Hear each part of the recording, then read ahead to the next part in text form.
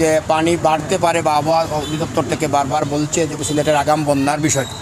আমরা কিন্তু সিলেট সিটি কর্পোরেশনে আগেই আমরা একটা জরুরি মিটিং করেছি এবং সব কাউন্সিলরদেরকে আমরা অ্যালার্ট করে দিয়েছিলাম যে যদি পানি বাড়ে 22 ইংরেজিতে আপনারা জানেন আমরা অনেক সময় হ্যান্ডেলিংই করার সুযোগ পাই নাই, এত বেশি পানি হয়ে গিয়েছিল।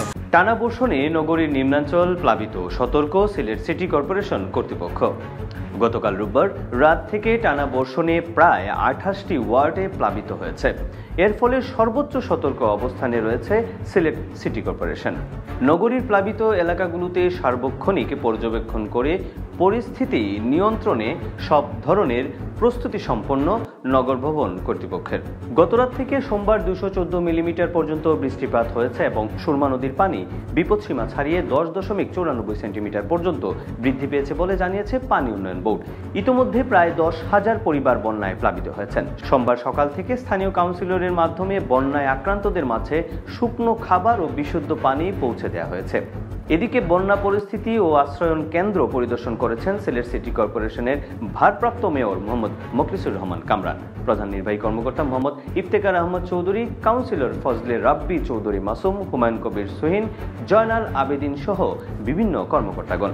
সোমবার দুপুর 2টায় নগরীর মীরাবাজার, 13 রতন উপশহর ও 10 নং ওয়ার্ডের বিভিন্ন এলাকা পরিদর্শন করেন তারা। এ সময় তারা আশ্রয় কেন্দ্র সহ পানিবন্দীদের খোঁজখবর নেন।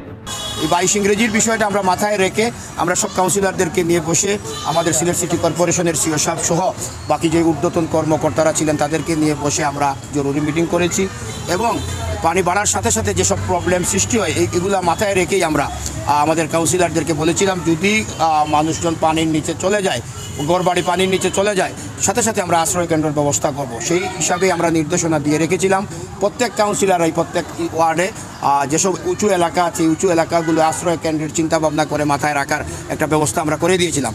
এদিকে বন্যা পরিস্থিতি মোকাবেলায় পরবর্তী নির্দেশ না দেওয়া পর্যন্ত রুস্টার ডিউটি পালন করবেন সিসি কেয়ারের কর্মকর্তাগণ। জরুরি সেবায় কন্ট্রোল রুম 24 ঘন্টা চালু থাকবে বলেও বলা হয়েছে।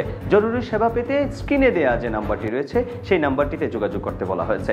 এদিকে সিলেট সিটি কর্পোরেশনের জনসংযোগ কর্মকর্তা সাজলুল লস্কর বলছেন সোমবার মধ্যরাত থেকে টানা বর্ষণ হচ্ছে। সুরমা নদীর পানি বিপদসীমার ওপর দিয়ে প্রবাহিত হওয়ায় নতুন করে আর কয়েকটি ওয়ার্ড প্লাবিত হয়েছে।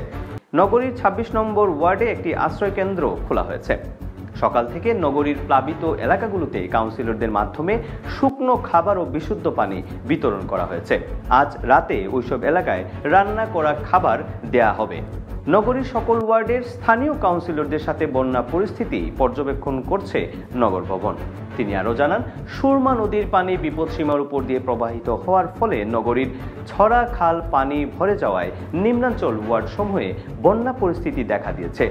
সিলেট সিটি কর্পোরেশনের মেয়র মোহাম্মদ আনোয়ারুজ্জামান চৌধুরীর নির্দেশে সব ধরনের পূর্ব প্রস্তুতি সম্পন্ন করেছে সিলেট সিটি কর্পোরেশন। আশ্রয় কেন্দ্র সহ ত্রাণ সহায়তার জন্য প্রস্তুত রয়েছে সিসি কর্তৃপক্ষ। ইতোমধ্যেই 5টি আশ্রয় কেন্দ্র খুলে দেওয়া হয়েছে। 15 নং ওয়ার্ডে কিশোরী মোহন বালিকা উচ্চ বিদ্যালয় সহ আরও 2টি বিদ্যালয় এবং একটি বাসায় আশ্রয় কেন্দ্র করা হয়েছে।